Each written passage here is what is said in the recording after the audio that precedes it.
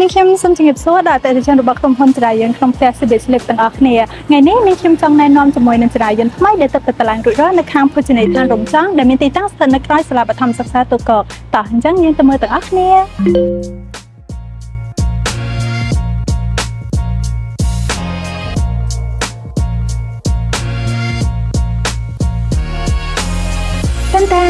ចឹងនេះគឺជាចរាយន្តថ្មីដែលពួកយើងទឹកទៅតឡើងរួចរាល់ដែលមានឈ្មោះថា Model Voyager Elegance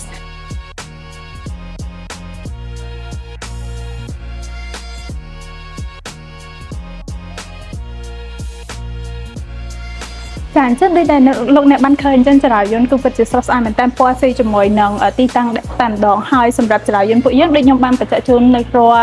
ទៅទីចិត្តទាំងអស់បានស្គាល់ជាមួយនឹង CBS ទាំងចរាយន្តពួកយើងគឺអត់ត្រូវការរណ្ដៅអត់ត្រូវការក្រមបេតុងអត់ត្រូវការកតុំម៉ាស៊ីន No pit no machine room no concrete shaft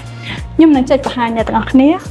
អញ្ចឹងយើងប្រើប្រាស់ជាមួយនឹងប្រព័ន្ធវិស្ពើដែលធ្វើឲ្យចរាយន្តពួកយើងគឺងាយស្រួលក្នុងការតឡើងដែលចំណាយពេលត្រឹមតែ12ទៅ14ថ្ងៃប៉ុណ្ណោះក្នុងការតឡើងដោយដែលលោកអ្នកបានឃើញអញ្ចឹងគឺពួកយើងអត់ត្រូវការរណ្ដៅយើងអាចតឡើងផ្ទាល់នៅទីតាំងដែលមានស្រាប់ហើយយើងមកជាមួយនឹងស្ពឺដ៏មានគុណភាពខ្ពស់របស់ Suy Add ផ្ទាល់ជាមួយនឹងគ្រោងកញ្ចក់ជុំវិញដែលអត់ចាំបាច់ត្រូវប្រើប្រាស់ជាមួយនឹងគ្រោងបេតុងជិតឈឹងទេ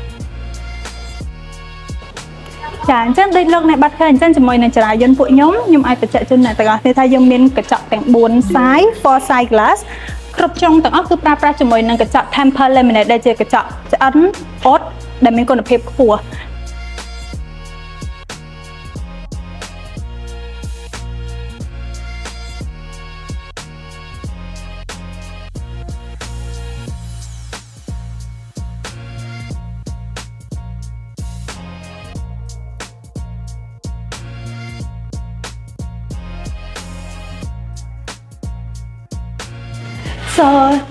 ចឹងដូចដែលលោកអ្នកបានឃើញចឹងសម្រាប់ចរាយន្តពួកខ្ញុំគឺមកជាមួយនឹងគ្រោងកញ្ចក់ជុំវិញដែលយើងប្រើប្រាស់ជាមួយនឹងកញ្ចក់ temper laminate ដែលជាកញ្ចក់អ៊ុតស្អាតអញ្ចឹងនេះគឺជាការប្រើប្រាស់ជាមួយនឹង Charlock ដែលយើងបំពាក់បាននៅគ្រប់ជាន់ទាំងអស់របស់ចរាយន្តដែលវាអាចជួយទៅដល់បងដែលគាត់មានសមាជិកកូនគាត់ចុច call button នេះលេងអញ្ចឹងការប្រើប្រាស់គឺគ្រាន់តែងាយស្រួលមែនទែនគឺគ្រាន់តែយើងចុចជាមួយនឹង Charlock ឲ្យមនុស្សចាស់ចុចនៅជាន់ខាងលើមួយហើយចុចខាងក្រោមនេះមួយមកទ្វារអាចបើកបានតែម្ដងភ្ញៀវក៏អាចជ្រើសរើសពាក់ព័ន្ធជាមួយនឹងអូតូឬក៏ manual ហើយមួយទៀតគឺទ្វារបើកជា2ដែលយើងហៅថា saloon បានផងដែរតោះអញ្ចឹងចូលមើលខាងក្នុងទាំងអស់គ្នាអញ្ចឹងជាមួយនឹងប្រព័ន្ធ COP ថ្មីទំនើបរបស់ពួកយើងបំពាក់មកជាមួយនឹង safety ច្រើនមុខងារខ្លាំងមែនទែនទី1គឺពាក់ព័ន្ធជាមួយនឹង emergency stop ដែលយើងអាចចុចបាននៅពេលដែលយើងចង់ឈប់ជាបន្ទាន់និងអានេះគឺជាការប្រើប្រាស់ក្នុងករណីដែលភ្ញៀវគាត់ចង់ចុចឈប់ភ្លាម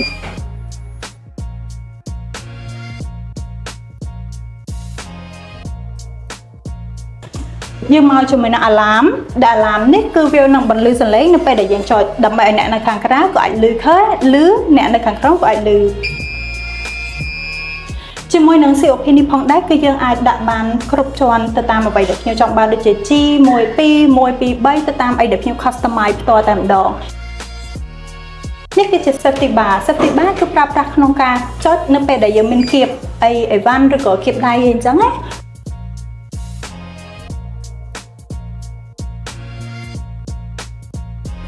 សម្រាប់ខាងក្រោមនេះផងដែរគឺយើងហៅថា safety egg ដែលយើងបំពាក់មកជាមួយនឹង3ជ្រុងក្រៅពីខាងម៉ាស៊ីនដើម្បីងាយស្រួលនៅពេលដែលមានភ្ញៀវឬក៏មនុស្សចាស់ក៏ដោយកូនក្មេងក៏ដោយគាត់គៀបជើងគៀបអីទៅខាងក្នុងគឺវានឹងឈប់អូតូតែម្ដង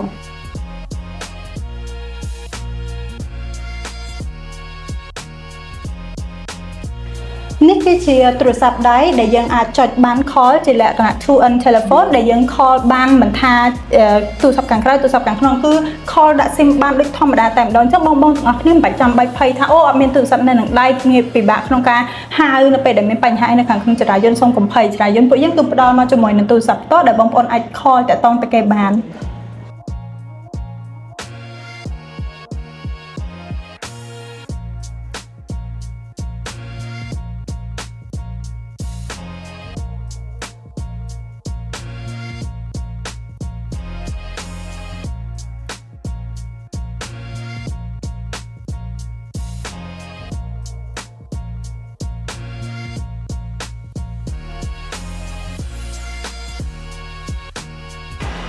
ដូចដែលបងប្អូនបានឃើញរួចរាល់ហើយគឺចរាយន្តពួកខ្ញុំបំពាក់មកជាមួយនឹងគ្រោងកញ្ចក់ជុំវិញជាពិសេសអ្វីដែលពិសេសជាងនឹងទៅទៀតដែលចរាយន្តទូទៅធ្វើអត់បាននោះគឺ នៅ machine room គឺយើងអត់មានកន្ទប់ម៉ាស៊ីននៅពីលើទេចរាយន្តអាចបំពាក់ផ្ទាល់ទៅកាន់ទីតាំងដែលមានបានហើយយើងអាចប្រើប្រាស់ជាមួយនឹងដៃ support បើសិនជាចាំបាច់សម្រាប់ចរាយន្តបើភ្ញៀវខ្ញុំនេះផងដែរគាត់ដាក់អឹបជាមួយនឹងពីដានតែម្ដងតែបើភ្ញៀវគាត់អត់ចង់អឹបទេគាត់ចង់ឲ្យមានចន្លោះរវាងពីដានហើយនិងចរាយន្តក៏បានដែរ it's okay